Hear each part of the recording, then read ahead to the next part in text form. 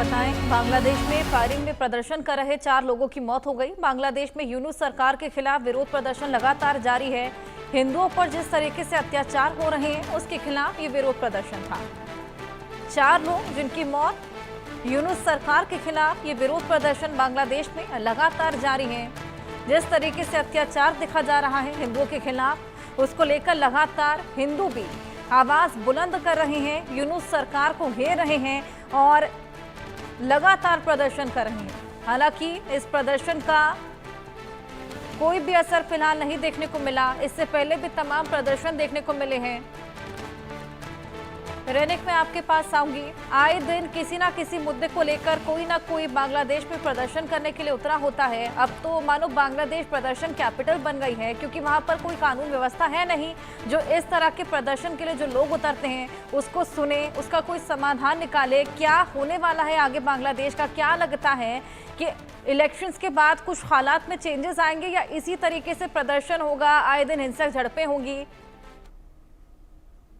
देखिए, बांग्लादेश का अगर बात किया जाए तो बांग्लादेश में मोहम्मद यूनूस सत्ते में आने के बाद से, जैसे कि आप कह रहे थे कि बांग्लादेश बन चुका है प्रोटेस्ट का कैपिटल, और इस तरीके का जो प्रोटेस्ट लगातार दिखने को मिल रहा है, ये प्रोटेस्ट, ये जो घटना का आप जिक्र कर रहे हैं, ये घटना का प्रोटेस्ट हो रहा था मोहम्मद यूनूस के खिलाफ ही, क्योंकि मोहम्मद यूनूस सत्ते में आने के बाद से लगातार अगर देखा जाए तो बांग्लादेश का जो हिंदू, जो माइनॉरिटीज है, उनका सुरक्षा को लेकर सवाल पैदा हो चुका है, क्योंकि जितना दिन जा रहा है उतना हिंदुओं के ऊपर हमले का घटना बढ़ता हुआ नजर आ रहा है।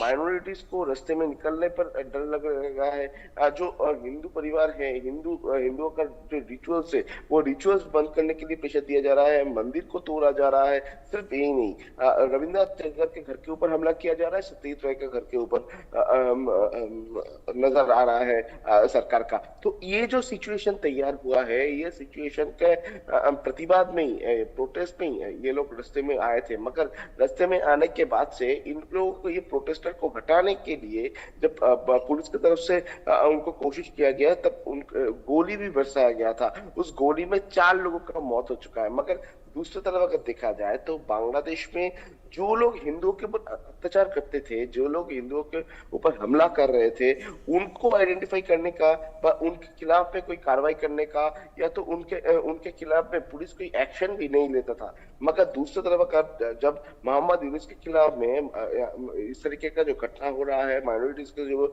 ऊपर अत्याचार हो रहा है, उनके खिलाफ में जब रास्ते में कोई प्रोटेस्ट में उतरता है, रास्ते में जब हिंदू या माइनॉरिटीज जो है वो प्रोटेस्ट में उतर रहा है, ठीक उसी टाइम पर उनको रोकने का कोशिश मोहम्मद यूनूस की तरफ से किया जा रहा है। तो ये जगह से एक बात तो साफ हो चुका है कि मोहम्मद यूनूस जो है वो कट्टरपंथियों की तरफ से उनको चलाया जा रहा है, और कट्टरपंथी जो कह रहे हैं, कट्टरपंथियों का मन रखने के लिए जो मंच है वो मोहम्मद यूनूस करने के लिए राजी है। और इसमें किसी का जान भी चला जाए तो इसमें भी मोहम्मद यूनूस कोई स्टेप नहीं ले रहा है। तो ये फिलहाल देखना पड़ेगा कि ये जो सिचुएशन चल रहा है, ये सिचुएशन कितना दिन यूनूस के रिकॉर्ड्स, ऐसा लगता भी नहीं कि आगे यूनूस इस पर ध्यान देने वाले हैं, क्योंकि कट्टरपंथियों का हमेशा से समर्थन करते नजर आए हैं। अब देखना होगा इस प्रदर्शन के बाद क्या कुछ निकलकर सामने आता है। बहुत शुक्रिया।